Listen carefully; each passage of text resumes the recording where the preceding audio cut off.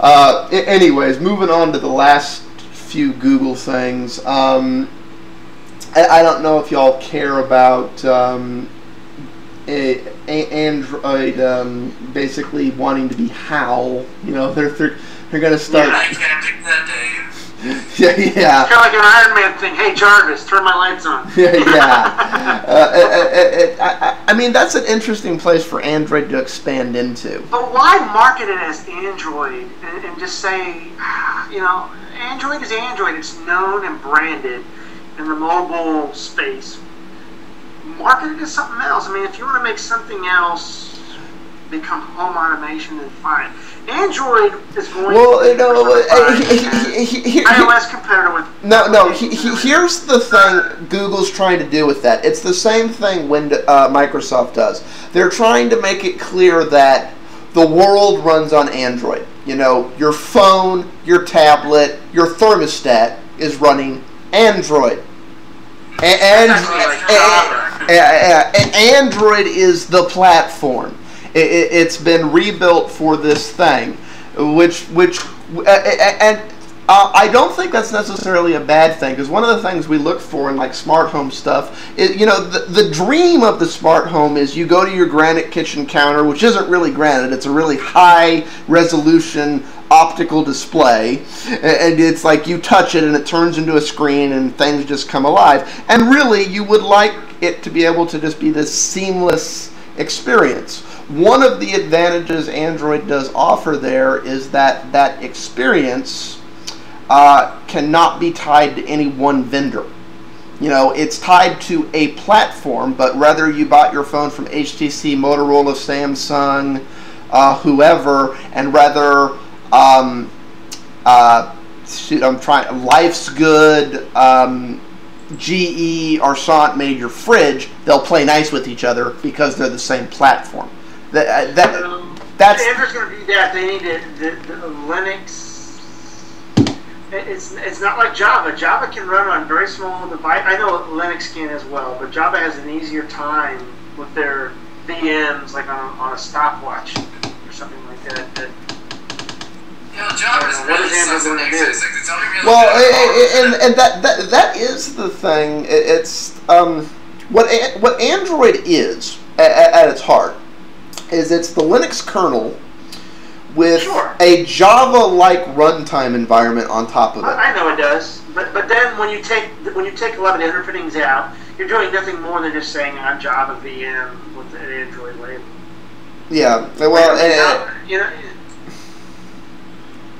Because I mean, look, if you program for BlackBerry, you're either running Adobe Air for like QNX, but you're primarily Java. Well, no, and see that is the other thing here. I like the fact that BlackBerry is using Adobe and stuff, because Adobe Air, why it's entirely proprietary, is becoming a universal cross-platform thing.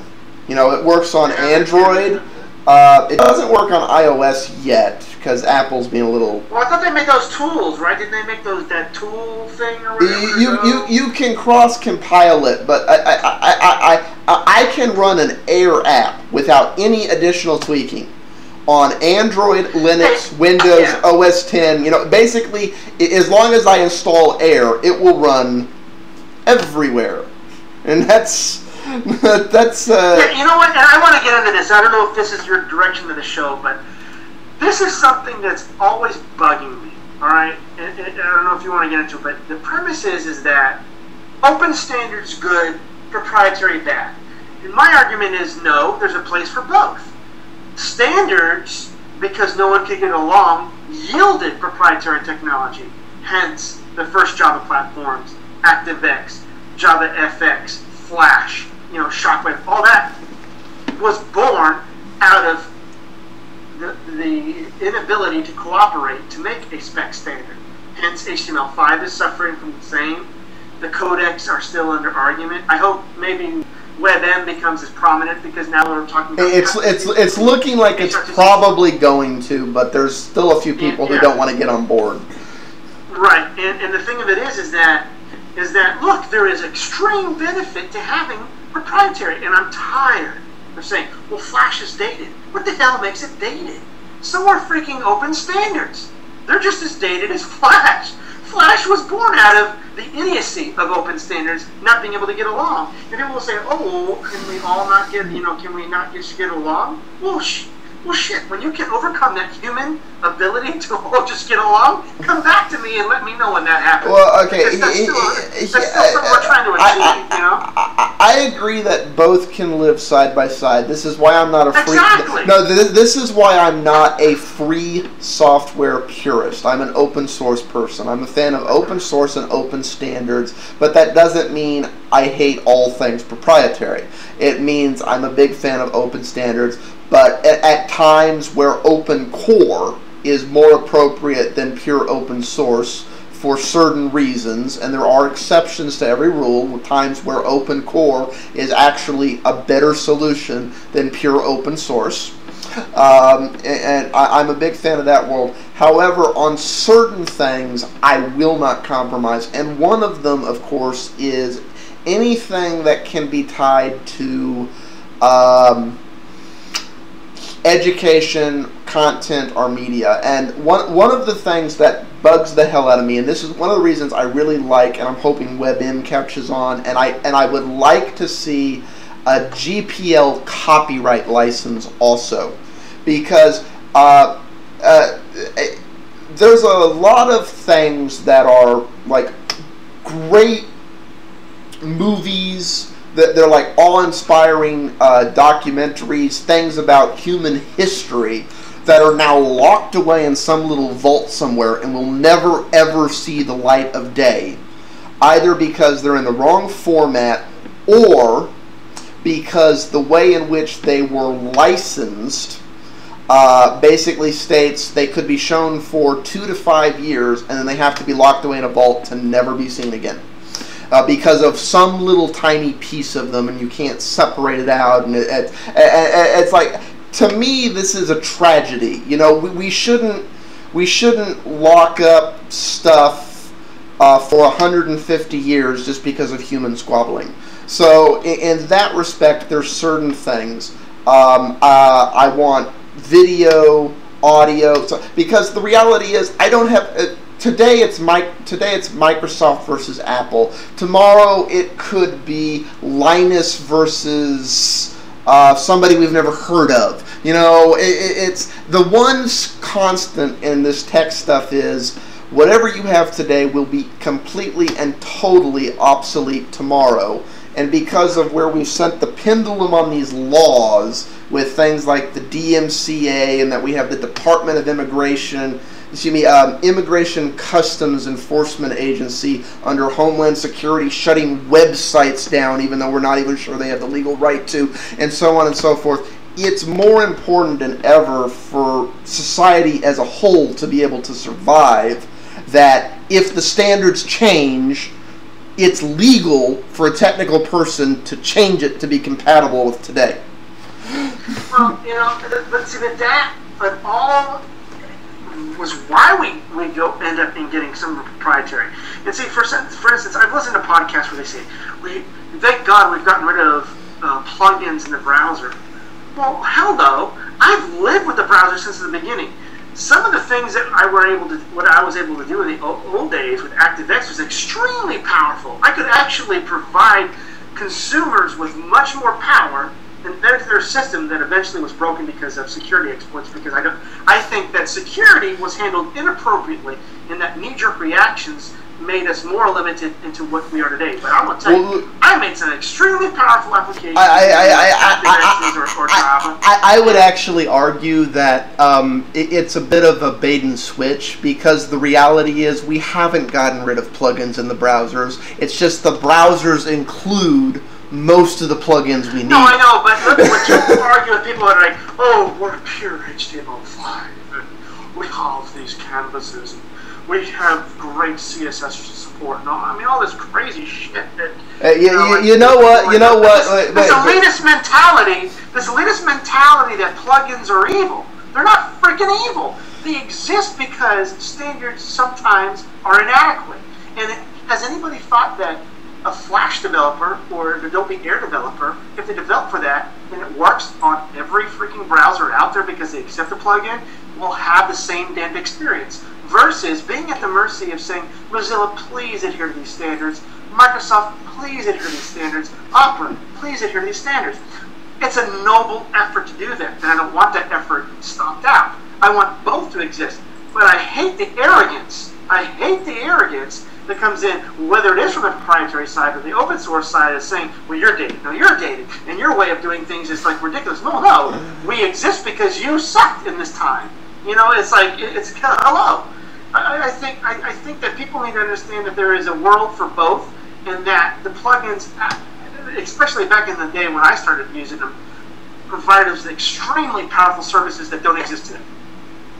Well, and at the end of the day, what it sounds like what you're really saying is like I said, I'm not pure open source, I'm not pure free software. I'm a big fan of platform agnostic. And platform agnostic at the end of the day means each individual end user chooses whatever the hell they want, and it should just work with whatever the hell they're using. You know, it's rather it's proprietary, open, whatever. That's their choice. You know, that's not a mandate to be forced on them. Only that it's an option. Okay. So I'm sorry for the segue. No, that's okay. A pet peeve of mine. I have the same pet peeve. We should probably do a whole thing on that at some point. Alright, so Windows 7 tops XP and US. Move down to the. This is really the only other relevant thing, and we'll because it's. Oh well, okay. No, you know, let's skip that. Let. No, you know what? We'll cover this stuff next week if it's still relevant, because we're coming up on an hour and a half. On the Google thing, this is getting into. This is actually directly related to the segue, so we'll wrap up with this. Google has launched basically a music service.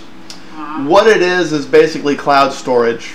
You know, you can put your music up there, and you can then access it. Which is okay, great. You know, Amazon's doing the same thing. And the news buzz going around on this is they've done it without getting any label sign off on it.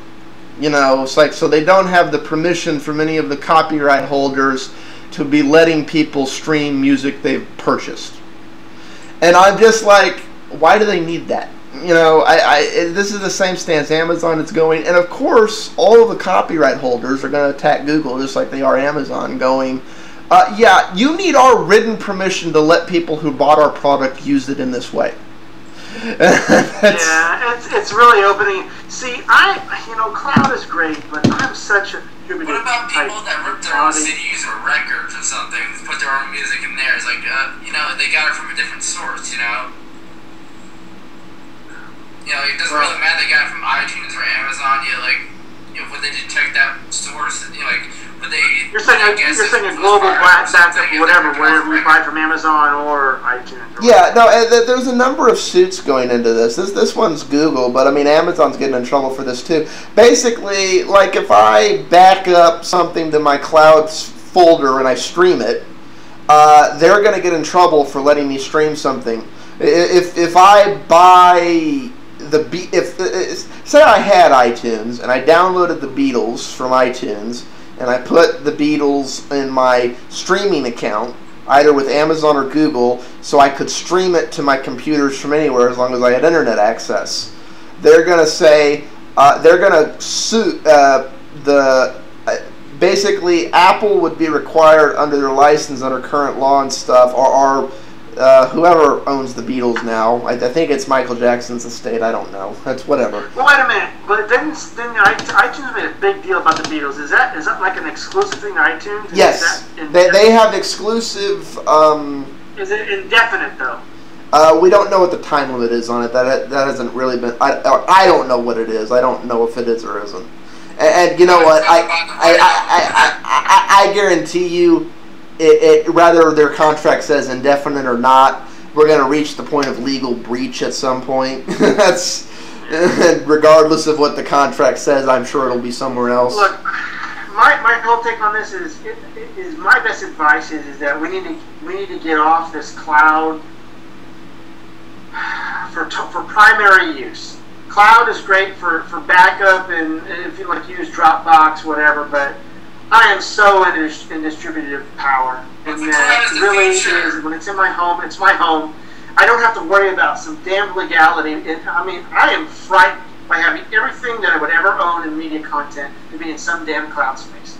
I will back up my no, and they're not saying for it to be there. What this is like, basically this would say, oh, everything that's on your Zoom, you could copy it up to your Google thing, and if you left your Zoom at home, you open your laptop, sign into your thing, and play it there. It's not your only copy. It's just you've put a internet accessible backup that you can access from anywhere with internet access. That's the idea behind these cloud drives. They're not your only copy. They're just you can put stuff up there and stream it.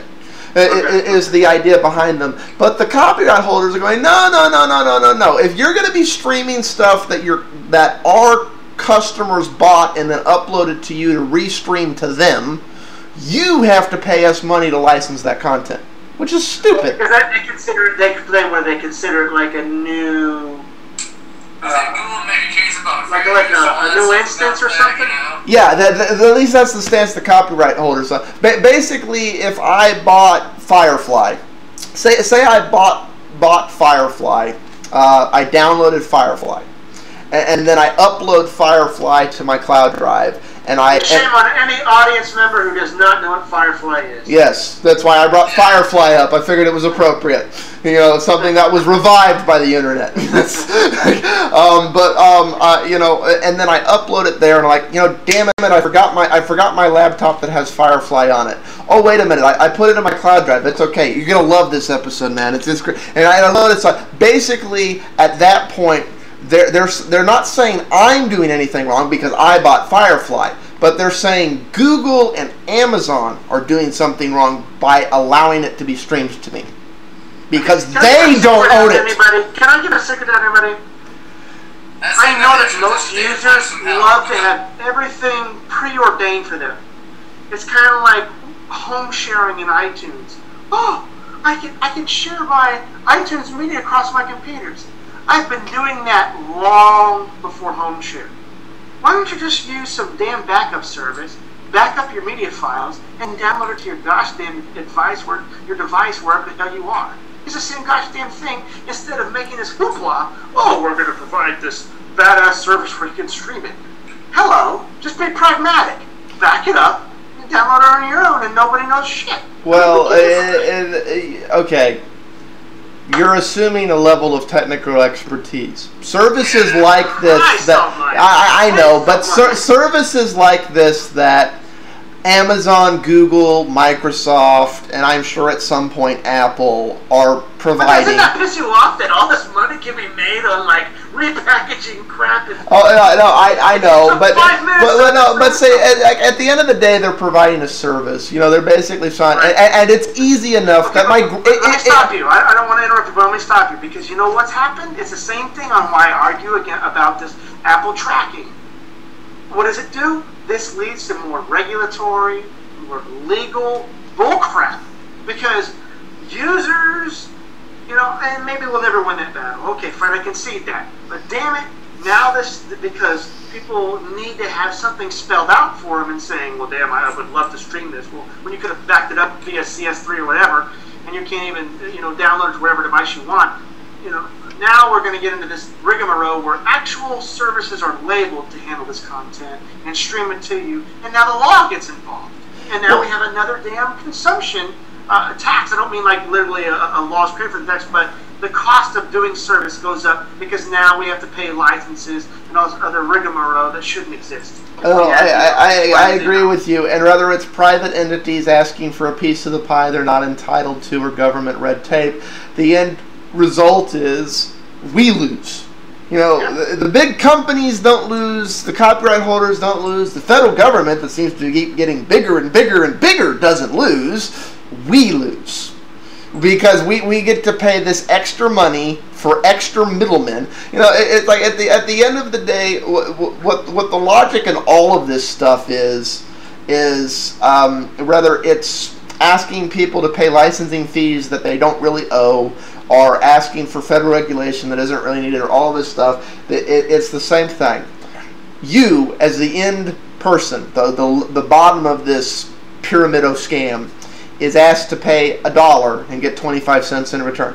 Yep. It's like, that's the whole reason why I do videos and stuff. That's why, that's why Mr. Bit 10 exists.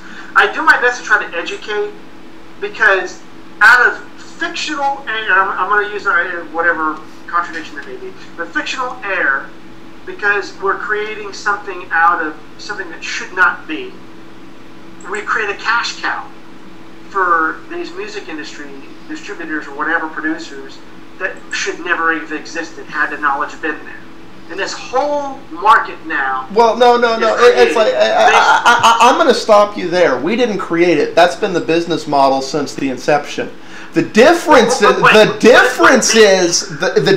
is when you apply the time-tested business model today, it's obvious. Think about it. Something that existed back in the day of records, music that's that old.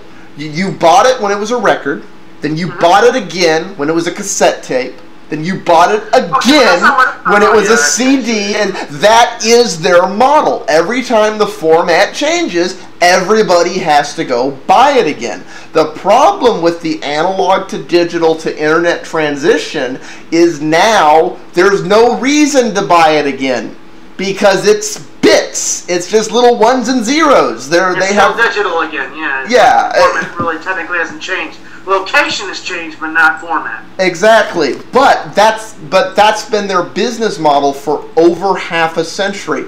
Every time the medium changes, everybody buys it again, and we get all our money again.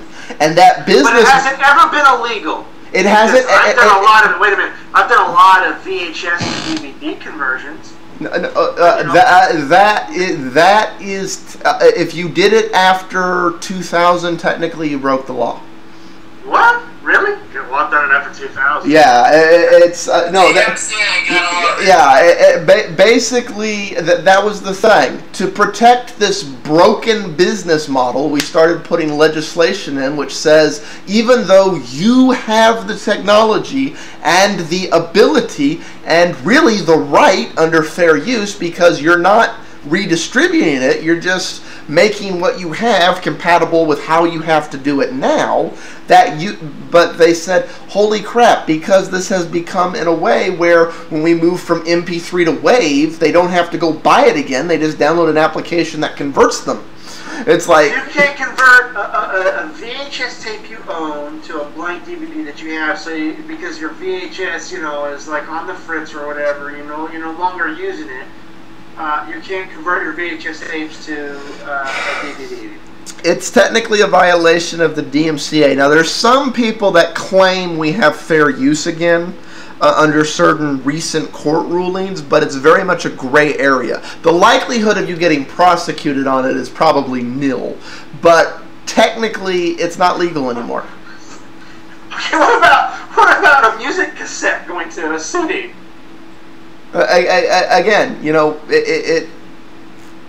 yeah. So you're not supposed to use that little red button on the VCR. It was like a Japanese device. Well, again, this is not unprecedented either. The official stance of the Movie Association of America is that the VCR would kill the movie industry. If the VCR was not made a felony to own, Hollywood would go bankrupt. That was the. What do you mean? Wait. Oh, wait. What? Say this again. The official stance. The official stance when the cassette recorder came out, VHS and Betamax, when they wanted to make possession of that technology a felony in the same degree of having like a cable back box, a cable descrambler black box. Their official stance was that this technology would be the death sentence to Hollywood. Really? I did not know that. Fortunately, they lost that battle, and many movies that were Hollywood flops, like Beetlejuice, were saved by the VHS. I like Beetlejuice. But it flopped in the theater. All of the money that Hollywood ever made off of Beetlejuice was made off of VHS tapes and licensing it to television stations to rebroadcast. Well, hey, you know what's happening on Netflix now? They give you DVDs. Go ahead, Commodore. Sorry. Don't think about Shawshank Redemption. That's flop too. I couldn't hear what he said. He was naming other movies that flopped. Anyways, what were you saying about? No, I was saying that I'm a Netflix subscriber, and I'm going to tell you right now, the movie industry makes DVDs specifically for rental. They strip it of all of its features. They give you just one language now, and that's pretty much it. You don't get any of it in there for protecting DVD sales. So that goes in line with what you're saying. VHS saved a lot of movies. So is DVD, and I think the movie industry producers who have their own content distributions out there, they realize it, and now companies like Netflix will only get specific DVDs that will say rental on it, and it will be stripped of everything. There will be one language, maybe one subtitle. I mean, sometimes I like subtitles. Yeah, like you don't have all the extras and the bonus scenes and. Yeah, you don't have anything, on there, and that it'll just surrender. Well, no, it'll say rental right on it. Well, and again, this goes back to the broken business model. The business model for, like I said, pretty much half a century was we don't have to worry so much about actually creating new content and actually getting people to want to buy our stuff because they'll buy all the classics every 5 to 15 years anyways. But that business model is now entirely broken, and they're not sure what to do. They're like, wait. You mean we can't make them buy the same stuff over and over and over and over and over? No, not really. You can't do that anymore. Basically, you're going to get 1, maybe 2 sales out of people, and then they're done. You have to create. Yeah, and you're on a point because the music or the media producer, warehouses, whatever, are going to eventually realize that they are going to actually have more security control over digital copies versus DVD. I remember they're like, I've had co-workers say, if I burn a DVD, can it be tracked? Like, oh yeah, okay, whatever. Don't worry. But of course, when it's digitally and it's controlled through a housing, let's say like Netflix or other, there's so much more power involved in what can be controlled in terms of content. And I wonder, is it that the demographic is such that DVDs are still the dominant force versus digital media, and that one day that changes, and that the movie industry just. Honestly, I think it depends on what age bracket you're in. People, Commodore's age here, they're like, what DVD? For the most part. I mean, Commodore, how many DVDs do you have versus Netflix leases? Like, where do you get most of your content? Actually, I only have DVDs. Okay. I don't have a Netflix account. Okay. Would you say you're atypical of your peers, or would you say you're kind of a old nostalgic? Well, I would say I like having my physical content because, like, okay, I don't have to go through this rental bullshit. I know why you want it, but would you say most of your friends your age are they purists like that, or do they, not really care as long as they get it? I think that's just like consumers. Like, I just want to watch everything. Like, I like to get a Netflix account, but I would only use it, just for discovery purposes. And if I think something's worth buying, I'll pay for the physical media, the big box with all the good extras and behind the scenes BS. Okay, well, now, and especially going forward with the economy, more and more, that's just a money-saving thing, too. Yeah, let me ask a question. Is it illegal to take a DVD and rip it to preserve the copy? That's a very gray area. I have kids. No. Here's the thing. It was completely and totally illegal. Very recently, there have been some court rulings that basically reestablish archival fair use. So it is legal to make a backup copy for the no. See, that was the thing. I didn't care if it was illegal or not. If there were going to be any kids coming in my house, every freaking disc was backed up because kids do things like use CDs as air hockey things. It's just, and they fuck up $60 games because my sister, she has some kids that F up $60 games, and guess what? Like, if all I need to do is borrow my nephew's Indiana Jones game. Well, no. See, bring it over and I can install that is the thing. Back up the ISOs of a hard drive. No, that is the thing I hate about the technology that's been implemented into the PlayStation and Xboxes, in that you basically have to hack these machines to get them to play a backup copy. And I'm like, that's not. Well, hey, I only own now 4 Wii games, and they're on the upper shelves, so the kids can't get it. But I don't stop the kids from the movie. I mean, because I have pretty much every DVD backed up digitally at this point. And I prefer actually to say, hey, you know what? My kids know how to operate. Macs run everything media in my house. I mean, that's the bottom line.